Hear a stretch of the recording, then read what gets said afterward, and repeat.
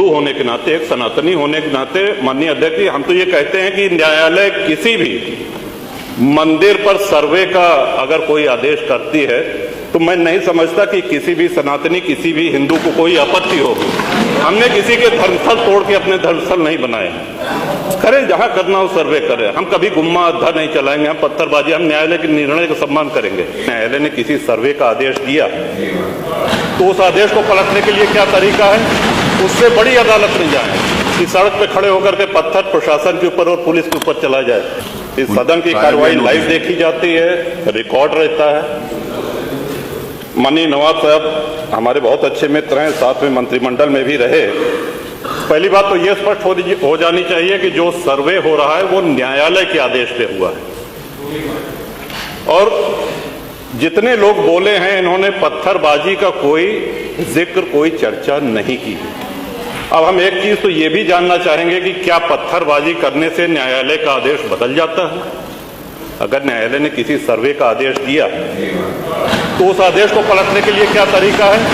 उससे बड़ी अदालत में जाए कि सड़क पे खड़े होकर के पत्थर प्रशासन के ऊपर और पुलिस के ऊपर चला जाए। आज तक कभी प्रशासन का निर्णय, न्यायालय का निर्णय इससे बदला हो तो? दूसरा, श्रीमान, पुलिस और प्रशासन के लोग जो घायल हुए हैं उनके प्रति किसी ने कोई पीड़ा, कोई चिंता व्यक्त नहीं करी। बहुत गंभीर मामला है ये। ठीक उसी तरह है जैसे बहराइच में 22 साल का एक नौजवान राम गोपाल मिश्र, 4 महीने पहले शादी हुई थी, उसकी हत्या कर दी गई। इतनी निर्मम हत्या करी गई, इतनी गोलियां शरीर में मारी गई, हाथ के नाखून भी निकाल लिए गए। अपराध क्या था कि उसने अपने धर्म का एक झंडा लगा दिया। श्रीमान, इसी चर्चा में एक बड़ा रोचक तथ्य सामने आया। माननीय नवाब साहब ने कहा कि कुंदरकी में लूट हुई है, लूट करके, वोट लूट करके ये विधायक बन गए हैं। वरना कुंदरकी में 65% मुसलमान हैं, 35% हिंदू हैं, तो रामवीर सिंह कैसे जीत जाता? ये कार्रवाई में है हमारा। तो मनोहर, एक सवाल हम ये भी करना चाहते हैं कि जिन विधानसभाओं में मुस्लिम मतदाता की संख्या हिंदू से कम है, क्या वो लूट करके विधायक बन के आते हैं? या क्या हिंदू बाहुल्य जो विधानसभाएं हैं वो मुसलमान को वोट नहीं देती? इस हिसाब से तो यही लगता है कि सबसे बड़ा आश्चर्य धरती का यही हो गया कि जब 65% मुस्लिम है तो हिंदू कैसे जीत गया? आज पहला दिन है इन लोगों का सदन में। हमने अनुरोध किया था जो नए सदस्य जीत के आए हैं कम से कम परिचय करा दें, हम लोग भी पहचान लें। हमारा कोई परिचय नहीं है रामवीर जी से, लेकिन वो निर्वाचित सदस्य हो चुके हैं, सदन के सम्मानित सदस्य हैं। उनका इस तरह से अपमान करना, उनको लुटेरा कहना, ये तो आपत्तिजनक है। और सर्वे हम बोल रहे तो आप बोले।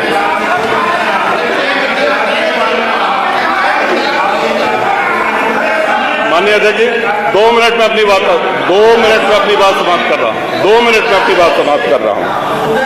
हम लोगों ने भी बड़े धैर्य से सुना। तो इस सदन का एक क्राइटेरिया, एक मापदंड क्या ये तय मान लिया जाए कि जहां हिंदू अधिक है वहां हिंदू विधायक को ही जीतना चाहिए, मुस्लिम विधायक सिर्फ वहीं से जीतना चाहिए जहां मुस्लिम की आबादी 50% से अधिक है? अगर ऐसा नहीं हुआ तो ये मान लिया जाए कि वोटों की लूट हो रही है या विधायक लुटेरा बन के वोट को लूट करके जीत करके आया है, बेईमानी से आया है। तो श्रीमान, ये तो इन शब्दों को कार्रवाई से हटाया जाना चाहिए। ये सदन के विधायक का अपमान है। और एक बात और कही गई कि सर्वे शांतिपूर्ण चल रहा था। एक हिंदू होने के नाते, एक सनातनी होने के नाते माननीय अध्यक्ष जी, हम तो ये कहते हैं कि न्यायालय किसी भी मंदिर पर सर्वे का अगर कोई आदेश करती है तो मैं नहीं समझता कि किसी भी सनातनी, किसी भी हिंदू को कोई आपत्ति होगी। हमने किसी के धर्मस्थल तोड़ के अपने धर्मस्थल नहीं बनाए। करें जहां करना हो सर्वे करें, हम कभी गुम्मा अद्धा नहीं चलाएंगे, हम पत्थरबाजी, हम न्यायालय के निर्णय का सम्मान करेंगे। तो शासन का काम, प्रशासन का काम तो न्यायालय के निर्णय को लागू कराना होता है। तो इसलिए माननीय अध्यक्ष जी, इस पे चर्चा कराई जाए। चर्चा में भाग लेने की इच्छा इधर भी है, इधर भी है, बहुत से लोगों की है, और चर्चा कराई जाएगी तो बहुत सी सच्चाइयां सामने आएंगी। बहुत बहुत नेता पे विपक्ष।